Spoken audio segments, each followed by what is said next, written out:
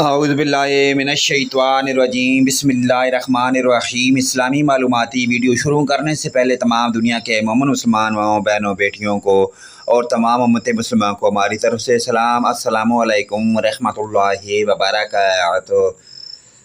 چلیے دینی معلومات اور عالمی جنرل نالج اسلامی معلومات ویڈیو کی جانب چلتے ہیں۔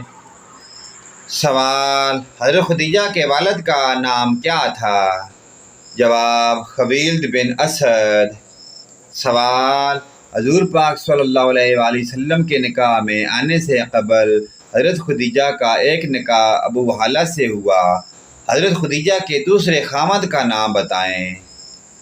جواب: عتیق بن عائد مخزومی۔ سوال: حضرت عبد المطلب کی وفات کے بعد خانہ کعبہ کی ولایت کس کے سپرد ہوئی؟ جواب: حضرت ابو طالب رضی اللہ تعالی عنہ کے سپرد۔ سوال: آپ صلی اللہ علیہ وآلہ وسلم نے اعلانیہ دعوت اسلام کس سال دی؟ جواب: 9 سال قبل ہجرت، 614 عیسوی میں۔ سوال: اعلانیہ دعوت کس مقام پر دی گئی؟ جواب: کوہ صفا پر۔